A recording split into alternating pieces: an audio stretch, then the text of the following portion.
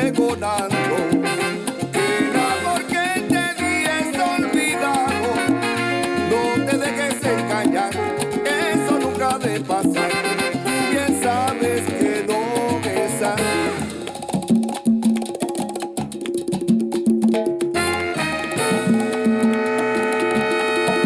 Hace tiempo que vienes trocando, que el amor que te di es olvidado. No te dejes engañar, que eso nunca ha de pasar. Perdiste el tiempo que no volverá.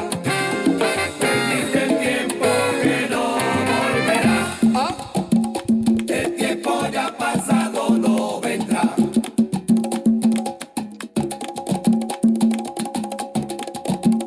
El tiempo ya pasado no vendrá.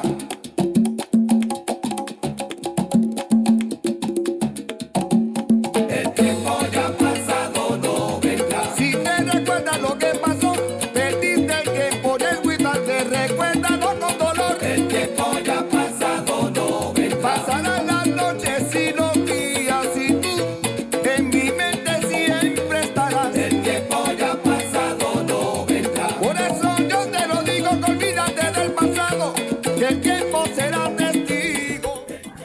All right, welcome to the Vnetwork Radio. I'm your host, Don Padgett, and we're so happy to have our special guest, William Mendoza, here with us, and we're so happy to have him here, and want to thank you all. As you are coming in, make sure you tell a friend, tell a neighbor, tell a relative that we're on. The Vnetwork Radio is on, and yeah, make sure you share this broadcast. And thank you for tuning in to the Vnetwork Radio. We got a lot to cover on tonight in the music industry, and as we bring our guest on, we're gonna bring our guest on now. Yes, we're gonna bring him on now. He's here, all the way here. Yes, how you doing, William? How's it going, Donald, man? Thank you for having me. Yes. Oh, I'm telling you, I'm just loving it. This, this music that we're playing. We're playing a little bit of music from your project, from the Latin Heartbeat Orchestra. Yes, sir. And I like that. Yeah, we're gonna listen to this coming up, and then we just gonna get right into it. Yes, sir.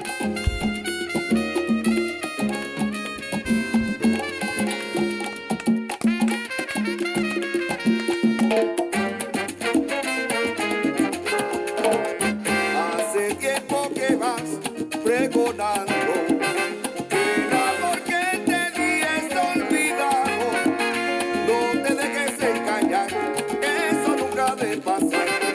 Bien sabes que no es así.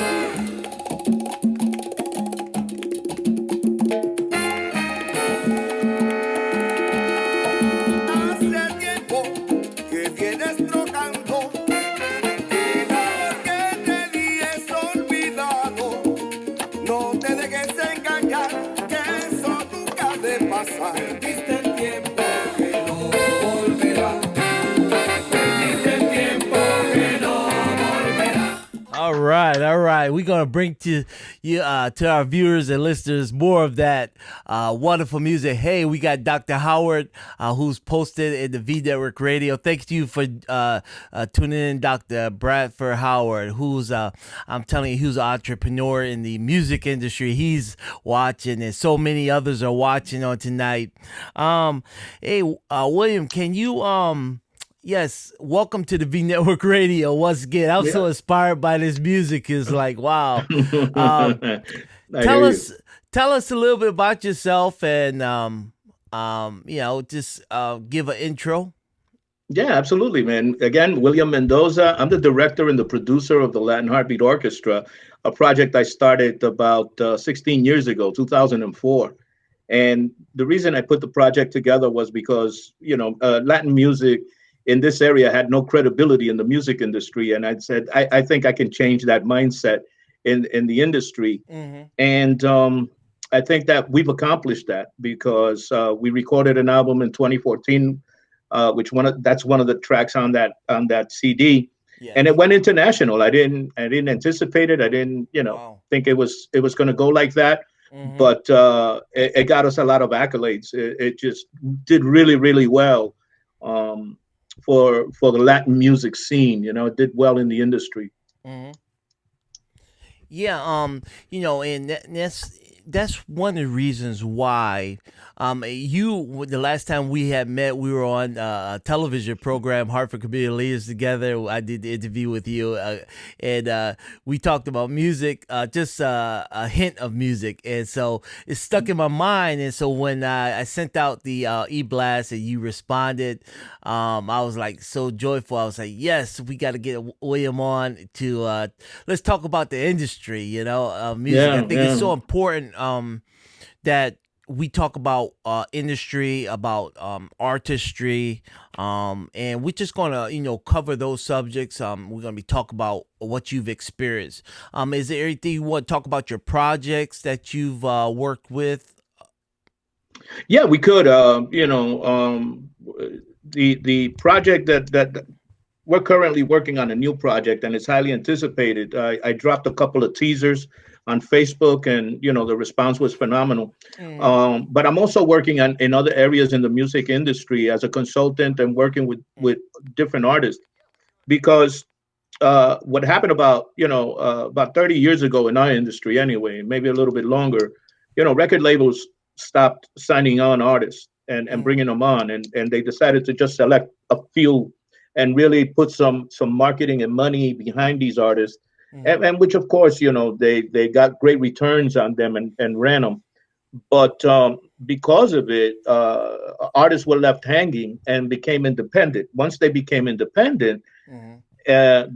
they said, "Hey, listen, we have no other choice but to make music." They continued to make music. However, they forgot what the function of a record label was, which was the administrative part of it. The marketing, the strategies, the registering of the music, the copyright, all the legal stuff that comes behind it, and that was all left behind, and really created a void in our music in the industry. Yeah. And and that's the thing about artists today. They don't understand the music business. They're out there just singing. Some of them are singing for the love of the music, but they don't understand the business. And so that's why Hmm. we're here to, give some insight on the business part of it. Um, Hmm. you know, um, if you're out there and you don't have knowledge of what you're doing, then you're just spinning wheels. No, Um, absolutely. and let's talk about that story that you talked on about the young man that Oh yeah, about was worldwide. Hmm. yeah, yeah. I mean, that was searching for the one for searching for Sugar Man. Yeah. Yeah, it was an interesting Netflix documentary of sorts, Hmm. and this is a gentleman that really didn't have that knowledge of the music industry the way he should have, Hmm. and he was heralded as wow, one of the greatest artists to ever live through his music, Yeah. and he was supposed to be even bigger and better than Bob Dylan. Well, people, Wow. because it was that type of music was folk music, and it turns out that his music was part of the inspiration for apartheid in South Africa, Wow. and he had no idea that he was considered like a god in South Africa Yeah. because everybody knew his music, Hmm. sold millions, and Wow. got nothing. He had no knowledge that he was that big of an artist and had that big of an impact on Yeah. culture. Hmm. So finally, when they decided to search for this guy or search for the truth, and they found him and brought him Mm. back, and he had a bunch of sold out concerts. Wow. So yeah, you don't know the music industry, Hmm. and you could get caught in that web. Yeah. Yeah, you can. What basically got you into the music business? Well, I've been in music for 53 years. Mm. I was about 13 years old when I first started. I grew up in a family that was joyous, always, on weekends or Friday nights was the party night. Everybody came home and put on music and have a good time. And there was always a lot of people around. And I remember my uncle who was a maraca player of all Uh, things. People look at a yeah. maraca and they go, "Man, what's the big deal?" Uh-huh. No, my uncle was a professional maraca player. Uh-huh. Okay, and he used to come to the family parties and put on shows, Oh and wow. that was my ticket. I loved music instantaneously. Now Then, when he put on the shows, did he do it by himself or yeah, you know what he did? uh-huh. Listen, you want to know what he used for maracas? Uh-huh. Two Clorox bottles with sticks and beans inside. What? Those were his maracas, man. Wow. And he used to, hold a rhythm pattern with one hand, throw the other Uh-huh. one behind his back, and do splits on the floor, never miss a beat. And he Oh was a man. crazy old man, but loved him to death, man. Yeah. But that was my inspiration. And since we listened to a lot of music in the household, and I grew up listening to Machito, Tito Puente, Tito Rodriguez, Uh-huh. like some of these old, um, what do you call it, kings of Latin music. Um, it was just, in my DNA to take that music up. Mhm. Then I remember sitting on a garbage can in front of my the building where I grew up in the Lower East Side, and some guys, there was a couple guys had a local band called Mhm. Journey's End.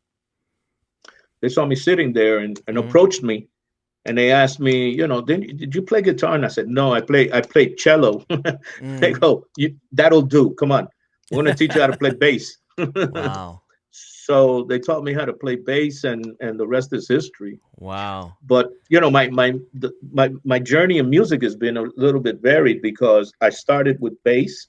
Right. Then I moved over to steel drums under the Mhm. tutelage of a gentleman who was heralded as one of the innovators. His name was Dr. Elliot Manet. Mhm. Um, and from steel drums, then I moved on to Latin percussion, and that's where I stood in Latin percussion. Mhm. All right. Yeah, so what is the creative process when, because a lot of times I came from a gospel background. Where you go into the studio, you lay down the music tracks, and then you go and do the vocals. Then lead vocals and background vocals. How is it? Pretty much a similar type of process, or Yeah, give us a little step kind, by step.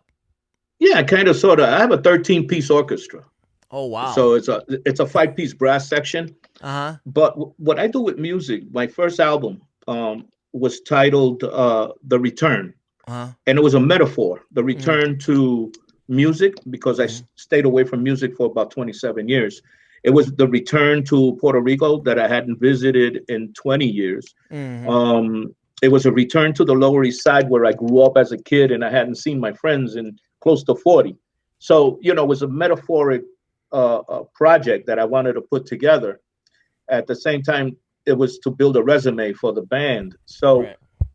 the the process I took, the steps I took, was to first I had to sit down with the composers Mhm. and give them the storylines of what I was looking for. I didn't Mhm. want to fall into the niche where people just go to any composer and ask them, what's in your catalog? You got anything nice in your catalog? And oh, I like that song, but that's somebody else's story. That's not my Mhm. story. So I wanted to make sure that the composer was writing about my story and what I wanted to say.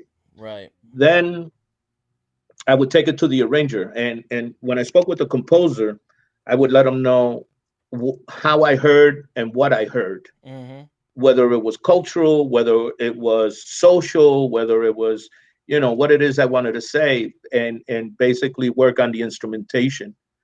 I would give it to the arranger, and the arranger the same thing. We had conversations of what I heard, how I wanted to hear it. I don't have any flute players in my band, but on this track, I want to hear flute. I don't have a vibe player, but yeah, I want to hear vibes. I don't have Mhm. strings, but in this track, I want to use strings. Mhm. So that once I had the music and I had my music sheets, then it was Mhm. time to go into the studio.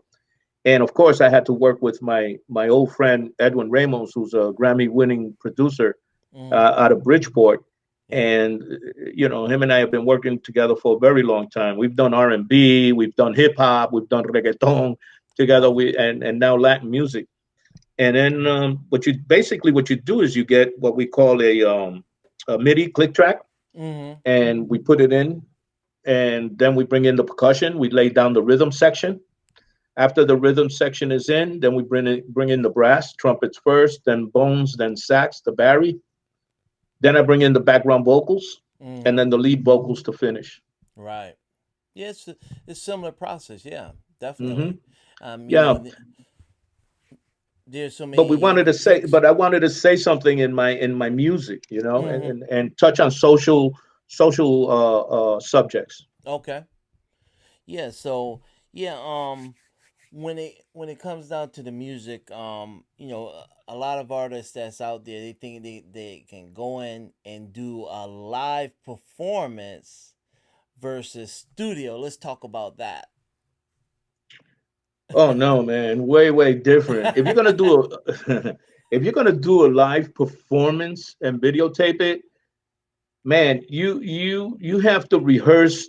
Let's say you're gonna do one number. You got to rehearse that number 3 times, record Mm-hmm. it once. Mm-hmm. You got to then do the next one 3 times and record it once.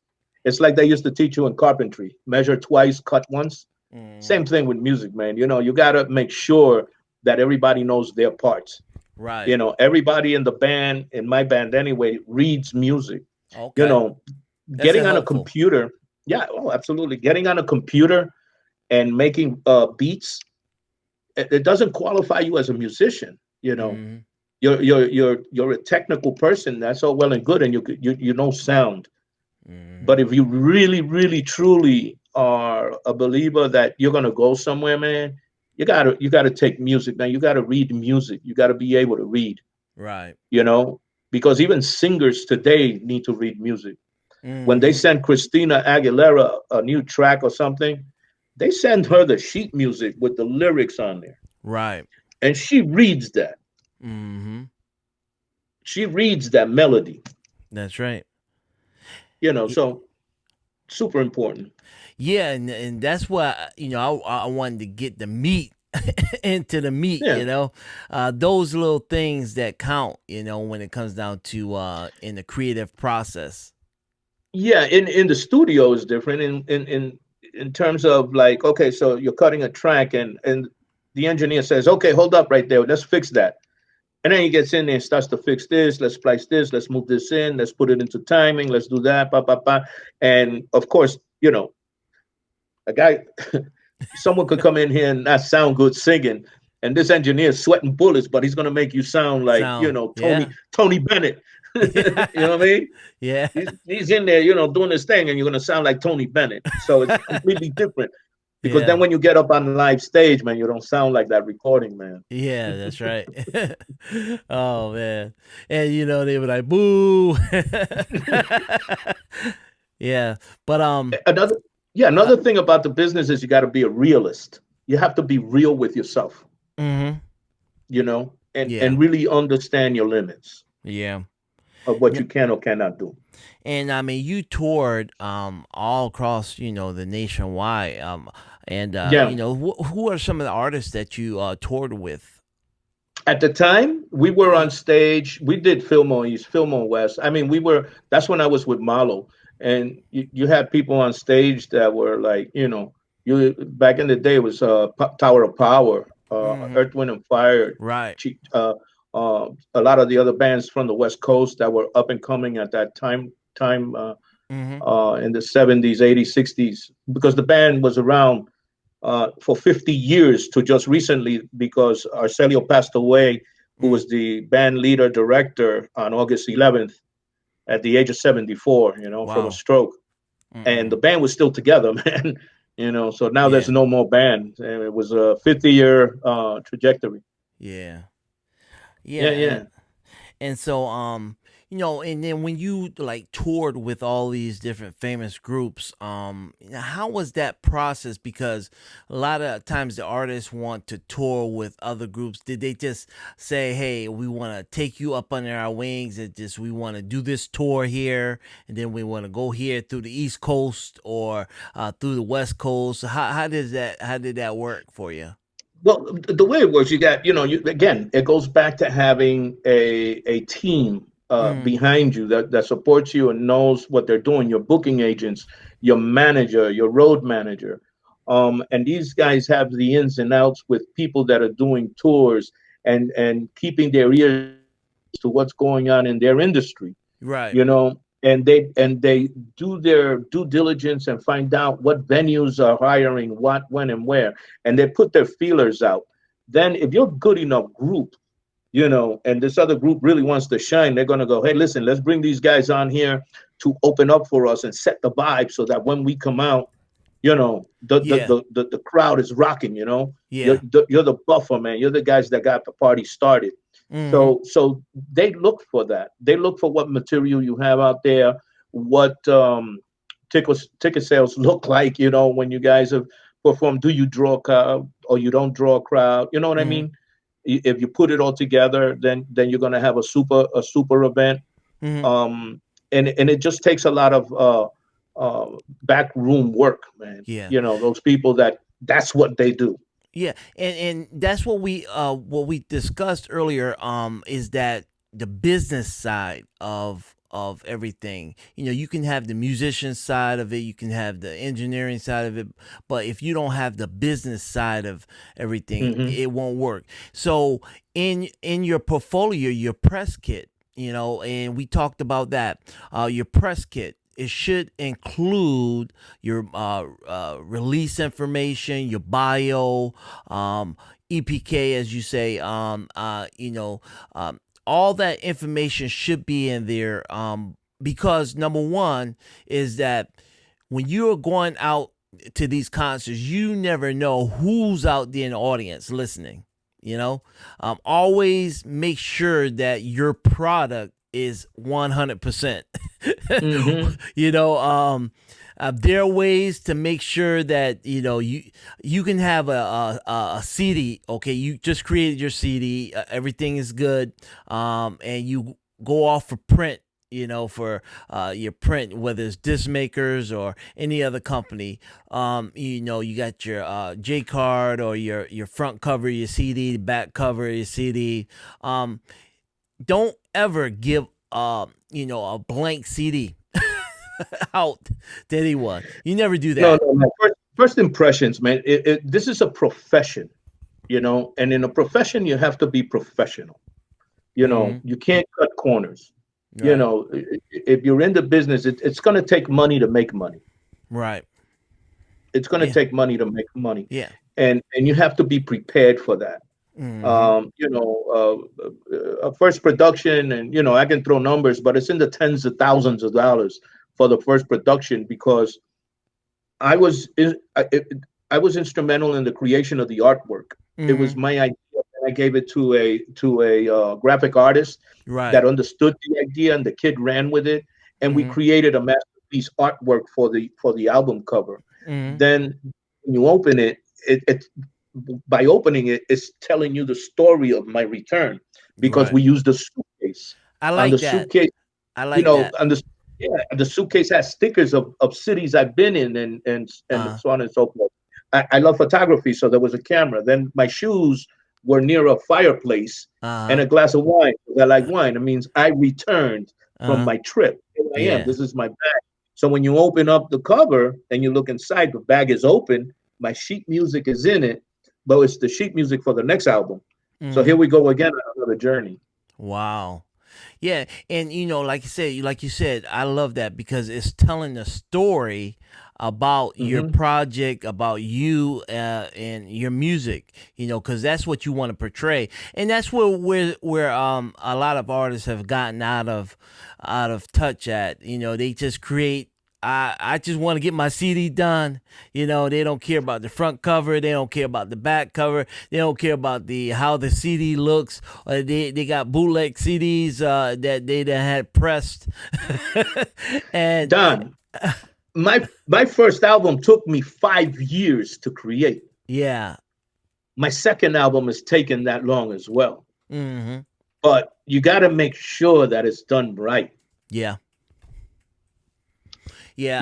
There's no other way of putting it. It's a learning experience, Hmm. because then when you have a producer that's seasoned out there. Like we talked about Quincy Jones or any of the different producers out there. And believe it or not, you could be on a concert and you could be on with and they could be in the audience, and they won't say a word, and who in the gospel industry is Luther Barnes. For those of you that are in the gospel industry, I was at a concert. I had my group singing at a concert, and what happened was that Luther Barnes, he came up to the table. He said, "Okay, I like this." He looked at the cover, he looked at the inside, and he was like, "Wow, I like the music." And he said, I'm going back home, and I'm gonna make sure I play it, and I'm gonna send you an email out to."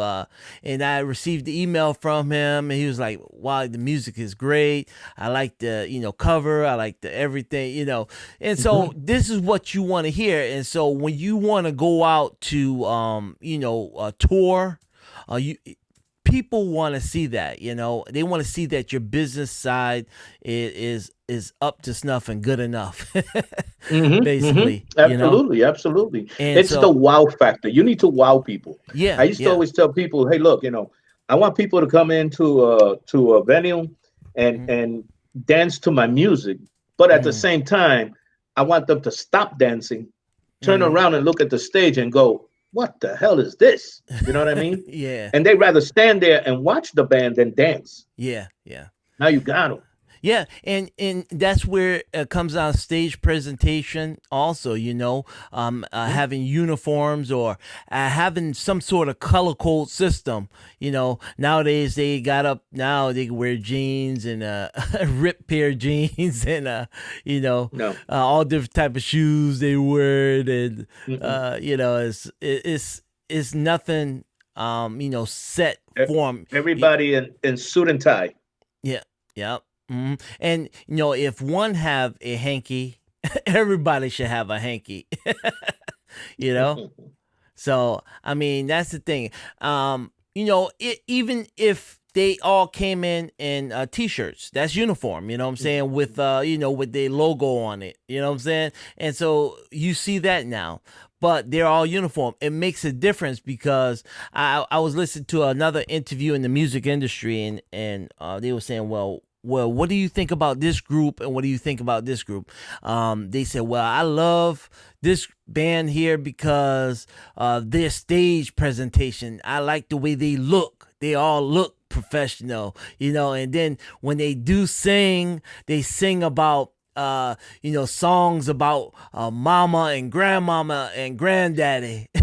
Listen, you're talking about an era we grew up in, man, where my music was always, my favorite vocal group of all times was the Temptations, and those guys were always sharp. I'm talking about the R&B group, because that's what I grew up with, really, man. Was listening. I was there for the birth of Motown. I was there for the birth of Family Records. I've been blessed in that respect, and that's why when I do my thing, I always look at all of that, and I pull from the past. My guys on stage, everybody wears a suit. Everybody's professional. Yeah.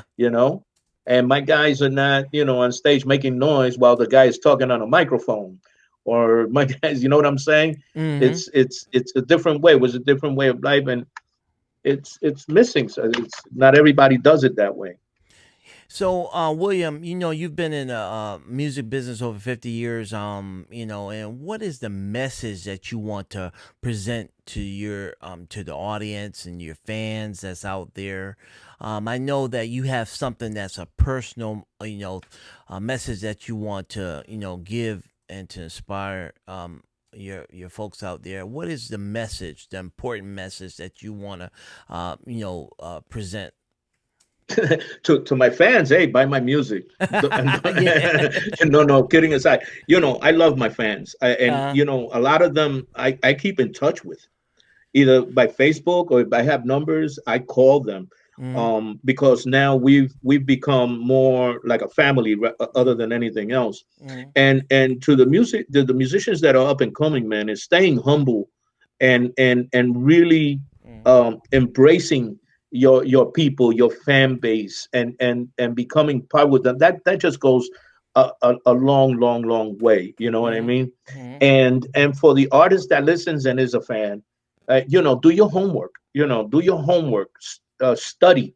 You cannot cut corners in the music industry because it comes back to haunt you. You know what I mean? Don't cut corners. Mm-hmm. Stay hungry, but educate yourself. Make sure you know this business, because if you don't know this business, look what happened to Sly Stone. Mm-hmm. Look at what Yeah. happened to the Sugar Man. Look Yeah. at what happened to Prince.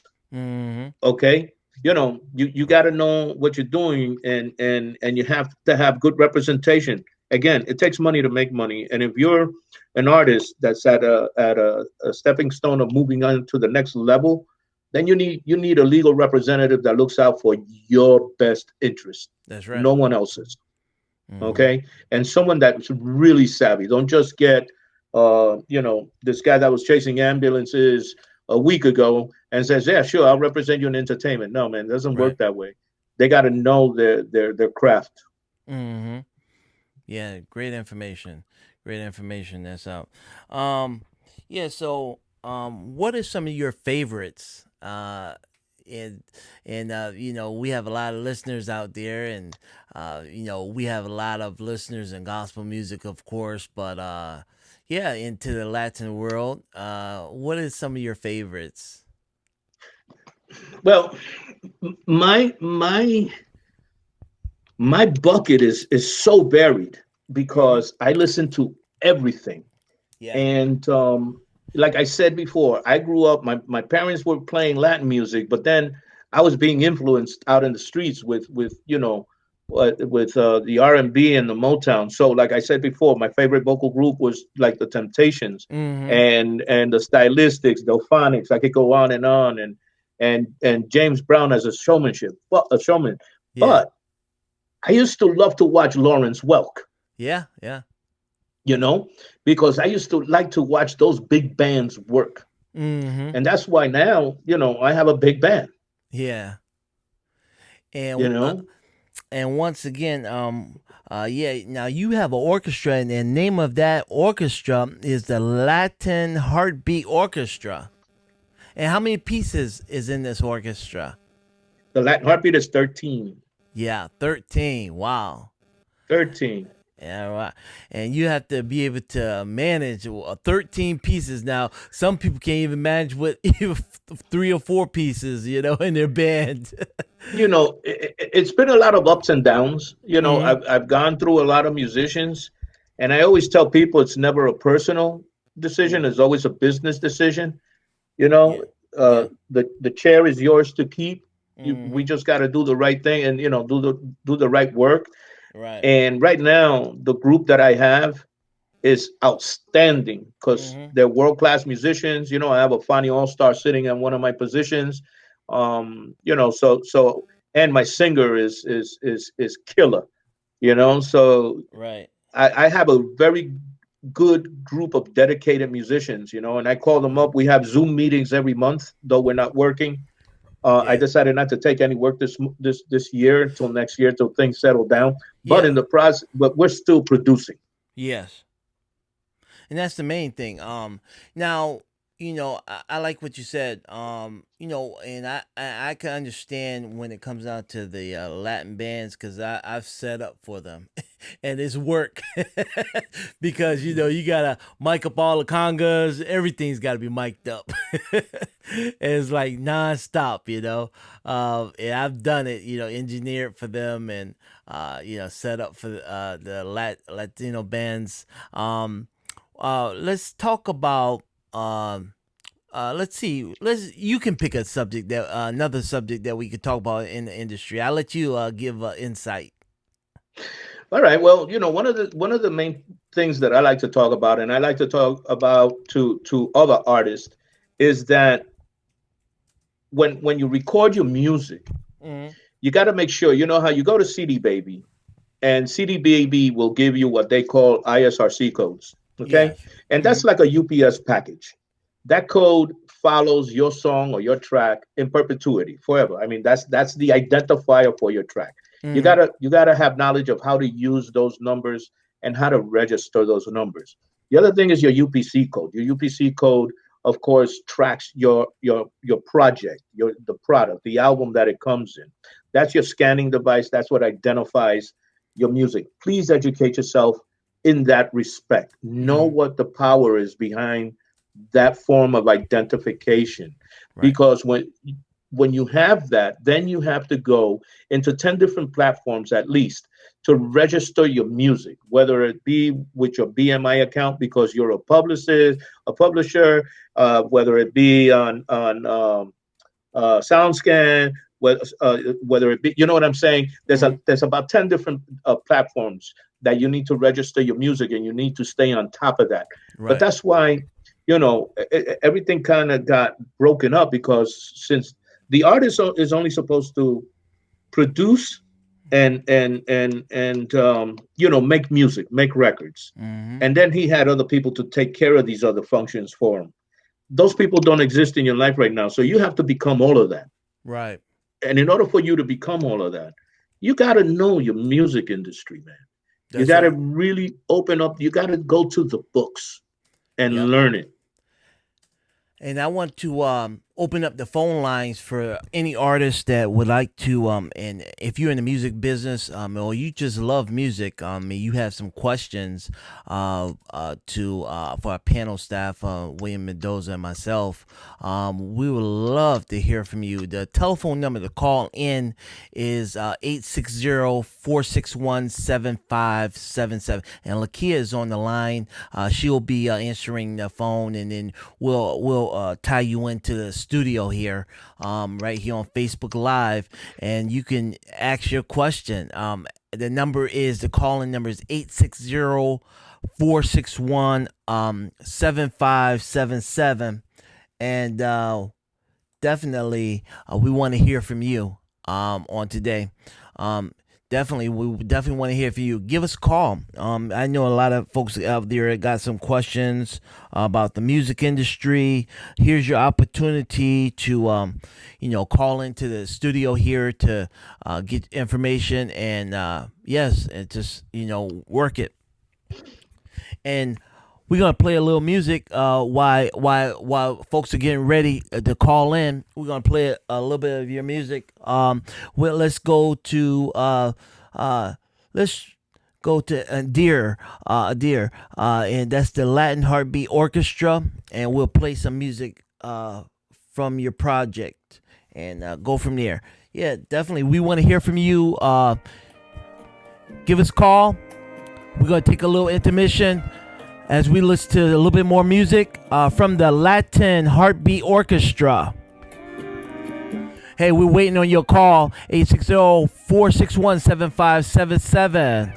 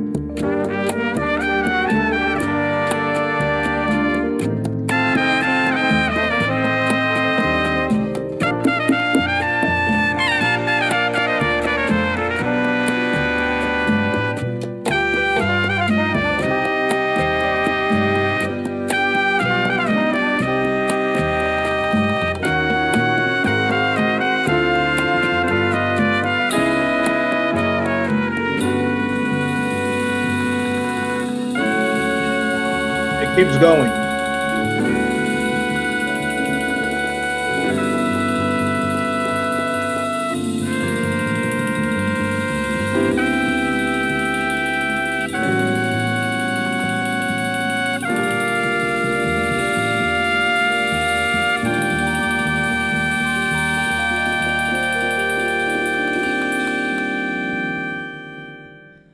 All right, all right, all right, all right. I love that song. I'm telling you, that's that music right there is like on a Sunday you could just sit back, mellow, relax, this relaxing music right there. And we have the up tempo Latino music. Yeah, Latin music. I'm telling you, it's Right great. after that, yeah. So what happens with that is that Yep. that track is a dedication One to moment. two of my favorite musicians in Latin music, which So, is Eddie Palmieri. all right, get my earphones There you back go. in. All right. Yep. Now you were saying something. Yeah, I was saying that that song right there is called Illudre, and that means illusion in Latin. Uh huh. And what it is, it's a tribute to Eddie and Charlie Palmieri, two of my very favorite artists in Latin music. Hmm. And they were both piano players. And I think Charlie was better than Eddie, but it's up Hmm. for speculation. But they used to do these type of intros where they started it with a danzón, a Cuban danzón, and then just ripped it into a mambo. And so I Yeah. decided to do a tribute in that respect, and I brought in Damian Curtis, who's my piano player in the band, Hmm. and Zakai Curtis, his and Lucas Curtis, the Curtis brothers from Connecticut. Okay. And Zakai and Damien are both piano players, and Lucas is the bass player. And in the second part of the song, there's a piano battle between the two brothers. Yeah. So you'll hear an acoustic piano, and then you'll hear an electric piano, Uh-huh. and they just go back and forth with each other there. And before we released the track, I had them doing photo shoots with their noses up against each other like the boxers do Yeah. at the weigh-in. Yeah. It's Yeah. really funny. We had a lot of fun with that. But yeah, Uh-huh. that's Illudre Illusion. It's a pretty bad track. It's a Latin jazz. I normally Yeah. put in one Latin jazz track to each one of my productions. Okay. Um, when let's talk about radio stations. Back in the day, radio stations used to be able to play, the artist music. They'll push the music. Whether they're as they say, local artists or a national artist or global artist. Whichever one you may choose. Yeah. And they will push the artists, and we don't find that today. We find that a lot of radio stations, what they're doing is they're playing the top 100 or top 50. You know what I'm saying? And if you're not in that category, then your music is not going to get played, and it's the same rotation. From Monday through Friday when it comes down to the radio stations. Mhm. What is the best way you can work with the radio station to get your music played? Well, first of all, I think, and this is a theory, I think that what happened here was that when musicians went independent and Mm, left out the part about the administrative part. See, what mm, happens here is the FCC mandates that you cannot play music that's not registered. mm. Okay, so because they could get fined or have their license pulled. All Right. music has to be what do you call it, registered, Register. Yeah. and yeah, so that they can report it back for royalties. Mm-hmm. So what happened is that when artists were bringing the music into the radio stations to play, the radio stations are saying, hey, I can't take the risk. I can play it right now on the spot as a promotional type of thing, but I can't put it on my rotations. Right. So what happened was that they created this big void of music missing. And I say that because I was consulting for a radio station here in Hartford and convinced them to play some new music of new artists, Right. fresh music. Right. And they said fine. When I went in to look for fresh music to download for the rotations, there wasn't any. Wow. You know, the only ones that were in there were the high paid Profile. artists, Yeah. profile artists that were signed under the Sonys and under the big record labels that do that. They take care of that. So what Mm-hmm. happens is that there was a big voice. So therefore, the birth of payola. Mm. If I'm going to take a risk to play your music, you're going to have to pay me. Mm-hmm. You know, Yeah. so then now the artist can't pay the payola because it's gotten out of hand. It's like $8,000 for 3 weeks of Spins. play. Yeah. Yeah, you know, Yeah. and it's not maybe two spins a day or whatever for that amount of time, but it's going to cost you $8,000 a clip. You know what I mean? Right. So Right. all the underhanded stuff, they're not going to play your music, man. You know, unless you have good deep pockets behind you, Mm-hmm. like exist in American music, you know, and Mm. pop music, Right. you know, and these people go in and they work with each other. So there's always that play, but as independent artists, it's so much harder. So the first thing is get it registered, man. Mm-hmm. Do that, Right. and then the hustle starts. Then you start to go after the serious record. You go after the you know, Heartbeat. Heartbeat. yeah, Mm-hmm. yeah, go to them. You know, they'll look at it, they'll listen to it, Mm-hmm. and what they'll do is that they will pull it in their mixed segments Yeah. as a mix where it just doesn't get caught the way a regular track on rotation will. Mm-hmm. If you have enough people and fan base behind you, okay, then people will make noise requesting the track, and Right. it'll get to the rotation. It'll make Mm-hmm. rotation unless you know somebody that owns the radio station. You know what I mean? Mm-hmm. Right. But and you could do it. It can happen. You know, but your music has got to be on point. It has to be radio friendly. It Mm-hmm. has to be, you know, you got to watch your lyrics, and it has to move people. And you know, listen, people out there read 50 cents book, man. 50 Yeah. cents book. 50 was making so much noise that when he went to the record label, he didn't go in there with records to push. He Right. went in there with his ledgers, man, his financial statements. Mm-hmm. That's a completely different ball game. You know what I mean? And that's what He saved them. he That's what went in saved there with them. ledgers and money. He goes, "I'm making money already. You know, what are you gonna do for me?" Yeah. You know, they go, "Oh wow, you know, we're gonna make some money with this guy," and sure enough. But you know, Yeah. again, if you don't make it as an artist, so what? You could still stay in music and Mm-hmm. be a producer. You could still be a booking agent. You could still just do the homework and Mm-hmm. know the business. Yeah. You And know, that's the thing is that when you're in this business, I've been out of the music, and performance music industry for maybe 5-6 years now, but I'm still in the business, and so that's why I created the Vnetwork Radio. And so that's what we do is we take independent artists and and play their music along with the top music that's on the charts, of course. And so we want to make sure that we mix up the flavors so that it's a fair spin. If the top artists are getting 3 spins or 2 spins a day, I want the regular independent artists to get the same, and just to push their music. another way of doing this through DJ pools. Look for the Hmm. strong DJ pools. Yeah, yeah, The ones that are, you know, because the DJs are the ones playing at your music in those clubs, man. right. And if they get those people jumping at your track, people are going to get inquisitive and request the track, you know. Hmm. And if some of them, you know, you tell the guys, listen, you know, I don't want anything in return. Just make sure that my name is mentioned. You know what I Right. mean? Make Hmm. sure my name is mentioned. Another track by so and so. Another track, you know, and work with those record pools. They help out a lot. You know. Yeah, yeah, and that's one thing about it.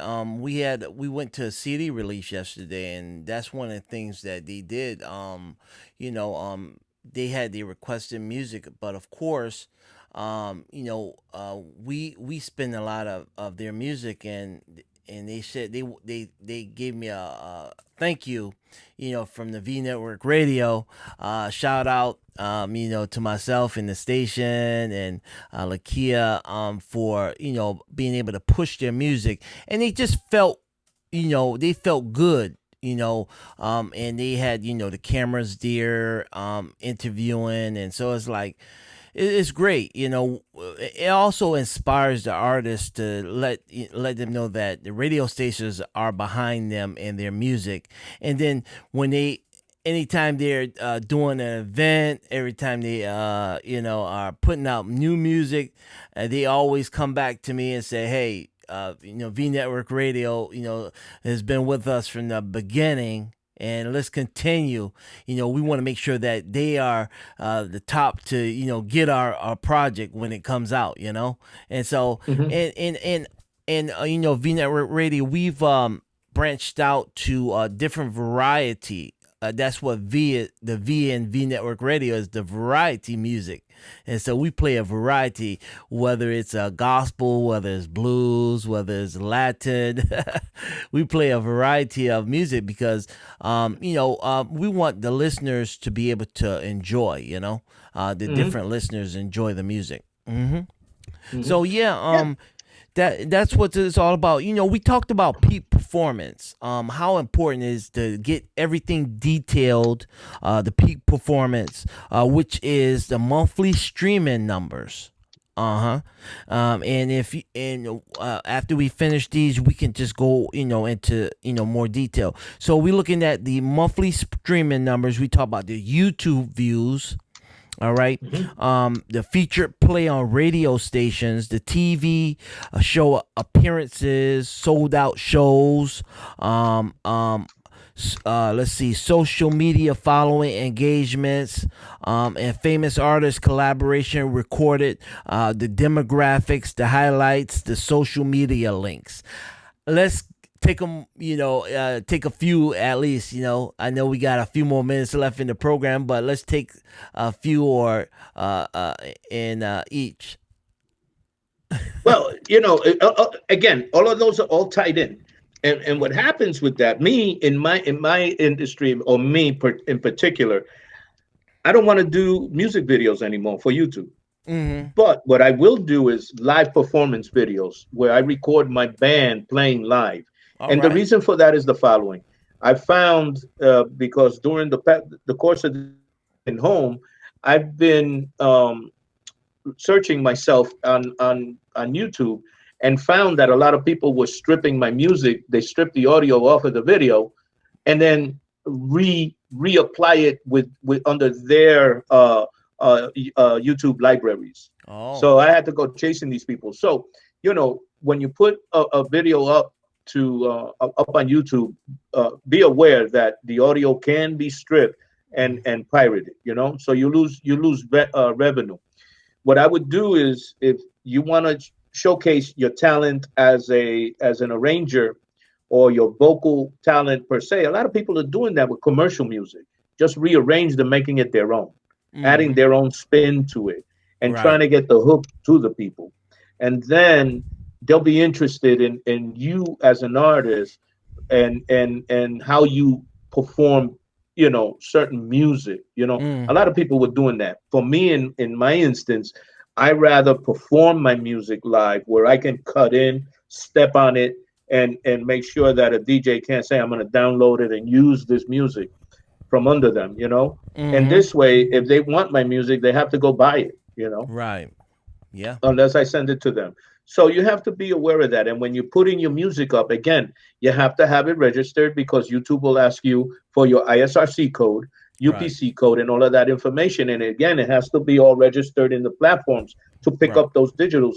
Because as soon as it's played somewhere, they have to report that number Yeah. to um, to SoundScan, and then Sound on scan. to Mm-hmm. BMI and everybody. Yeah. Right. So you got to be, before you go jumping and putting stuff up there, do your due diligence, do your homework. Right. And those numbers Super count. important. and those Oh yeah. numbers count. Oh yeah. Oh yeah. Even like say for instance, and I just want to cover your radio stations. Hey, you send us radio stations. The first thing I'm going to do is I have to review the project. I have to see what you have, as a bio. And I have to look at all that, and then Mm-hmm. also I have to go in and to look at your project. When I put the MP3 into the system. If the meta tags, Mm-hmm. Mm-hmm. when it comes up, do I have to enter all that information in there, or will it automatically come up on a system when it's entered? And then Because it's right. yeah, go ahead, go ahead. Because when you're doing your mastering, the system asks you for all the digital meta text that you have to use for that album. You know Right. what I mean? That all Mm-hmm. has to be done there in production. Yeah. Yeah, man. Again, you have to do it.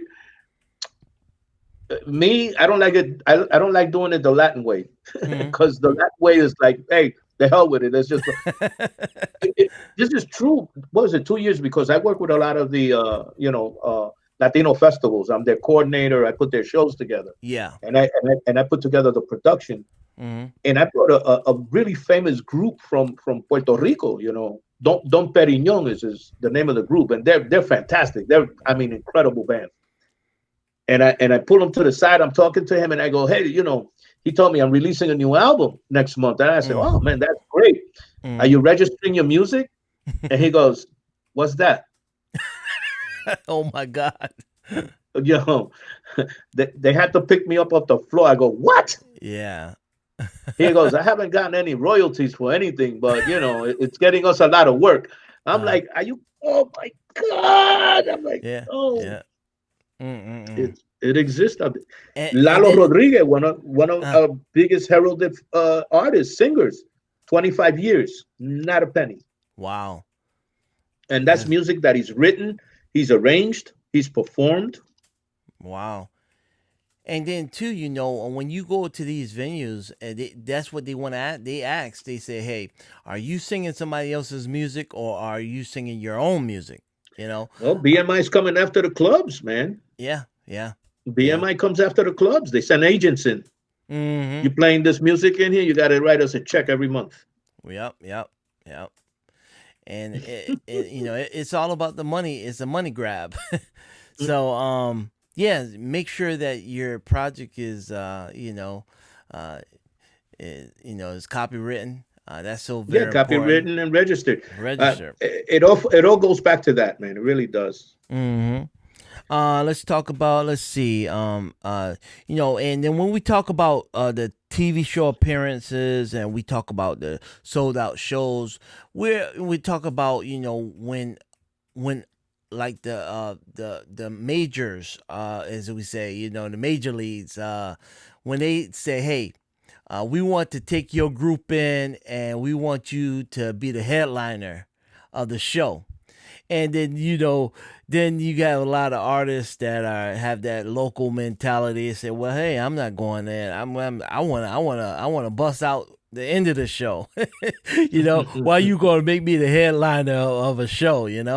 But it's basically to show, hey, that you can work a crowd and get things done, as you possibly can, and it's so very important. Just because you headline the show doesn't mean that that you're the worst of worst. No, man. Because go ahead. When you do a festival, man, usually the festivals are over at 7 o'clock. Mm, The best time for your headliners between 4:30 and 5 o'clock, mm-hmm. because Yeah. everybody starts to go home. Yeah. Yeah. You know what I mean? After tired. But if they bring my band in, and I've done this in many occasions. I mean, I did a concert here a couple years back with Gran Combo, which is like the equivalent to the Rolling Stones in Latin music. Mm, Gran Combo came to town and they needed an opener, and I said, sure, I'll open. But we were a hard act to follow. right. But none. I mean, once we got off the stage, there was a big void in the room. because their style of music was completely different than ours. They're very Yeah. tropical, very swingy music. They've been around for 100 years, and they do their thing, man. Don't get me Uh-huh. wrong. Yeah. But my music is aggressive. It's very progressive. It's on point. It's sharp, and we do our thing. And there was a big void, and it was like, okay, wow, that's that Mm-hmm. wow factor. So you got to make sure that when you get a job and they say, hey, you're going to come in at 3 o'clock. Fine, I'll come in at 3 o'clock.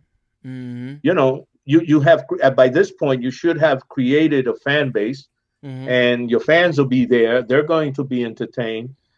People are going to talk about you, and they say, yo, this band came on stage and did this, and the other band that we didn't do, because you went there and you did your job. So you Right. go Yeah. there and you do the job. There could be 3 people, there could be 3,000, there could be 3 million. Mm-hmm. You're going to perform the same for That, everybody, that's right. That's right. and then let whoever comes on after that, let them come and try. And yeah, and so and that's the thing too. People say, "Oh, I'm up and there's nobody in the audience." And if you're Yeah, getting paid, you to play, get it to do a job, and you go you out play. there and do it, and because you never know, one of those individuals that's out there in the audience could know somebody, in the That industry. has happened to me. That has Yeah. happened. Yep, yep. And they go back and say, I was at this festival, and I mean, this group, they sung their heart out, and we got to get them here, And so, yeah, that's how Yeah, that's what happens. absolutely. Mm-hmm. That happened to me in 2008 Mm-hmm. in Bridgeport. We were doing a big fundraising event for some baseball league, Mm-hmm. and there was a snowstorm. We showed up. The band showed up, and 6 people showed up to the event. Wow. But we jammed. Yeah, yeah. Then who was there was the uh, one of the people that run the festival. The word got out. You got to check out this band, and what was it? I retired from running that festival because I took over the festival as their producer and Yeah. coordinator and director. Uh-huh. You Wow. Yeah. you gotta go out there and you gotta play. Yeah, social media and follow engagements. Hey, get those numbers. Now, in the different genres of music, you got 200. I was looking at the numbers of some artists. See some artists with 200,000, a million views, and all these different views, and then you look at your genre of music that you're playing and say, hey, Hmm. how come we're now on the Stellar Awards? How come we're now on the Dove Awards? How come we are now on the major awards? It's because those numbers. You're not keeping track of your numbers. Hmm. Hmm. And those hits on Facebook and Twitter and TikTok is the new uh, platform that we all have to learn about the TikTok. So all those numbers mean a great deal especially when booking. And so this is all part of your press kit, as we're saying, Hmm. demographics. What is, I called back in the day. I called the famous group. I said, hey, I want you to take us up, take us under your wings and have us. So they said, what is your demographics? I was like, yeah, we sang in Connecticut. So he said, "You don't know what I mean." He said, "Your complete demographic." So he gave me a tip. He said, "Oh, so you just toured the Northeast?" I said, "Yes, yes, yes." So he gave That's me a funny. tip. Trick of the trade. It's not easy. It's not Yeah, easy. Not yeah. as easy as they seem. And I learned that not too long ago through Doctor. I was watching Doctor Phil, and he Uh was talking to some kid that wanted to become a YouTube star. It was funny, and he huh. and you got to and you have to have a lot of people looking at your Yeah. YouTube. You got to really go viral. When they say viral, it's millions Mm. and millions of people looking at your stuff. In my genre of music, the numbers are really, really funny because they're so damn low. Uh-huh. In my industry, if I sell 2,000 copies of a CD, Mm. I'm Grammy. Wow. You know what I mean? It's like it's because we're not getting the exposure we used to get back like in the 60s, 70s. The Right. exposure's not there anymore because of radio. Radio is strangling a culture, you know. Mm. And and right now what they do with the DJs is they tell them, look, don't play anything but 80s and 90s music. That's it. I don't care who's new, who's not. So we're all here producing music, and it's really geared towards getting the live entertainment shows, Mm-hmm. but our record, I was blessed, instead of 2,000 we sold 10,000, Wow. but the accolades that came behind it were even better because in 2015 we got band of the year, song of the year. We even won album of the year in South Africa Wow. because they listen to Latin music down there like Yeah. crazy too. So, Wow. we went international, which is really great, and why I decided, okay, I'm gonna give it another shot with the new album. And we had a lot of work lined up this year that just went out the window. Well, not true. That's not a true statement. It just didn't happen this year, but it's happening next year because Yeah. they rolled everything over. Well, that's a good thing. So yeah, so we'll be up and down the East Coast. Yeah. So I mean, here's the thing: in the music business, things may look, kind of slow for some artists now, but Hmm. you can always take your music and say, "Hey, next year we will be available." For next year, Hmm. and so and that's the good thing about it. And then there, like you said, there's always the Facebook Lives that people are doing now. But if you're going to do a Facebook Live, you got to make sure that your program is up to snuff and good enough. you know, uh, I've seen some of these lives where the vocals wasn't there, or you know, uh, you know, y- or you can hear the vocals, but you can't hear the music. so, Hmm. Hmm. so I mean, No, no. If you're gonna produce something like that, yeah, most definitely you got to go. hmm Pull all the stops, man. You got to go all out. You yeah, can't yeah, just wing it, man. It makes right, no sense. It's a loss of money. Right now, I have the production is ready. I mean, my new album is ready.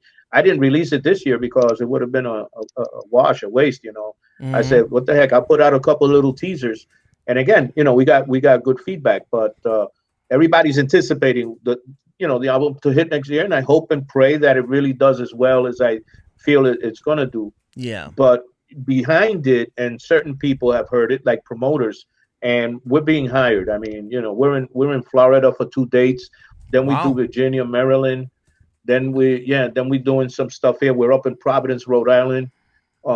Yeah, so we're all over the place. And here's another thing: is I never stop looking for other ways of hmm creating different music. And I'm working on a show for the Caribbean and I'm trying to get into the Caribbean Jazz Festival. okay, I have a show called the Sounds of the Caribbean, where it's a combination, a collaboration of my big orchestra with five steel drum players, all right, yes, that's nice. and I have already produced some music and how I intend to do that, and it's blown a lot of people away. So I'm looking, and it's in a Latin jazz, Latin format, Right, yeah, and right. I'm using some killer pan players, man. All right.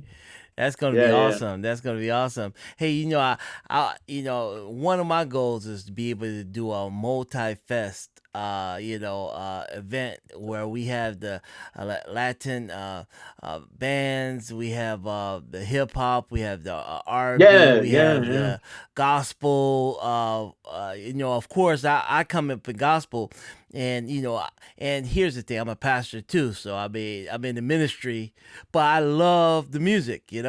Um, If you you're know, gonna be, if you're a community and you want mhm. to be inclusive, it has to be multicultural. It Yeah, has to be. yeah, yeah, Somebody said, "Well, you're going to a event. It's a hip hop R&B event." I said, "Yes, I'm going to a hip hop R&B event. And is to promote the radio station, and I'm here to promote the artists. You know what I'm saying? Let them know I'm spinning their music, and make them feel their worth, and to Absolutely. encourage them, and that's what it's all about. And that's the mentality of a lot of the radio stations back in the day. That's what they were there to do. And that was the purpose, having that radio disc jockey spin the music and talk about the project, have interviews. And nowadays you don't find that so much. They talk about what the next door neighbor did instead of the music. Man, yeah, man. I remember when I was a kid growing up, and we had our radio outside, and we were listening to Symphony Sid, or we were listening to Roger Dawson, or we were listening to Frankie Crocker on BLS, or we were we were listening to music and just enjoying it, and it was community. Right. These guys were in the community, were part of the community. Very humble. Now it's gotten kind of yeah, it's ridiculous. Yeah, and the music that they're playing is garbage. Yeah, to be quite honest. Yeah, it's garbage. It's garbage. I'm sorry. And then you go into the radio station, they look at you and say, "What you here for?" Come on now. But yeah, William, thank you so much. We can talk Don. about the industry forever. Forever. But yeah, it's real, and I love to have you come back and just talk a little bit more about the industry. Because that's what we're here to do. Yeah, absolutely. If you have any artists that you would like to, interview, we can set it up where you can just come in and just do the interview, and I can just sit back in the background. Hey, we could do that too, man. Yeah, that'd be nice. We could have some fun with that. Yeah, because here's the thing: we got to push the music, and that's what it's all about. Yeah. All right. Absolutely. Well, thank you, William, and much success to you and the band and the orchestra so much. And we look forward to playing your music on Vnetwork Radio.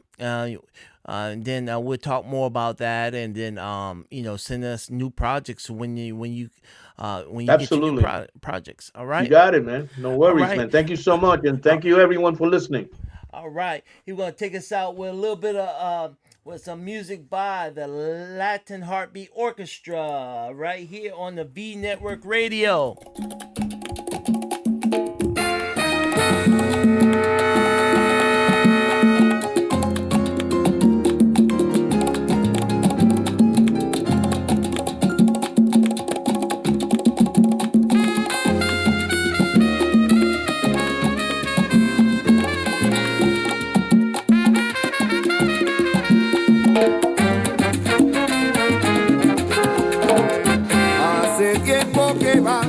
Pregonando que el amor que te di es olvidado. No te dejes engañar, eso nunca debe pasar. Bien sabes que no es así.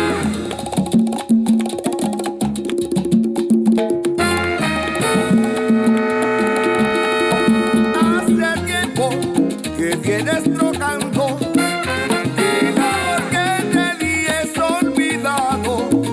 No te dejes engañar, que eso nunca debe pasar. Perdiste el tiempo que no volverá. Perdiste el tiempo que no volverá. El tiempo ya pasado no vendrá. All right. Hey, if you're still in tune to the Vnetwork Radio, tune in to the Vnetwork Radio in the next 45 minutes. We'll be going live. We're going to have Mr. Daniel Mesgrove. He is a fantastic artist, producer. He owns a multimedia company. Come back at 9 o'clock. We'll be going live again at 9 o'clock right here on the Vnetwork Radio, doing our live live feeds right here from the studio, the V-Network studio in East Hartford, Connecticut. And we want you to tune in. Come back to us later on this evening, and we're going to have some music by Mr. Daniel Musgrove. And he has performed with a lot of different artists. One of the artists is Papa San, and he is worldwide, international. So come back at 9 p.m. and we'll be back here playing some more of the best in music and gospel music, all different genres of music. But I want to play this song by Mr. Ruffin Jr., My Help.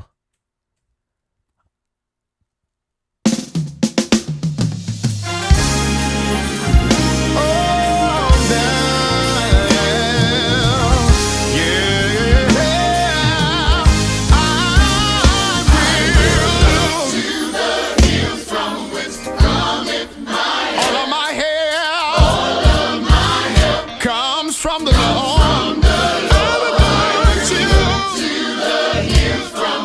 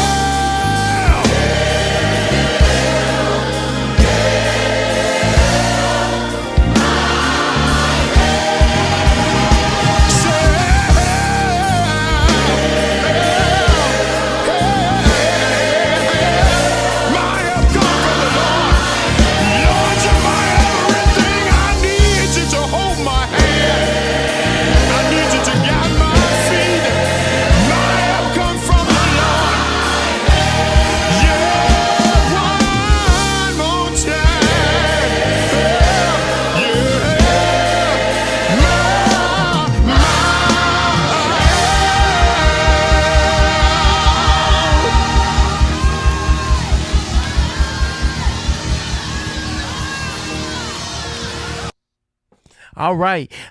Tune in 9 o'clock. Right, we'll be back here on the V Network Radio for music entertainment industry talk. Don't forget to tune in 9 o'clock p.m. Eastern. Right here on the music entertainment industry talk. V Network Radio. All right. We'll see ya.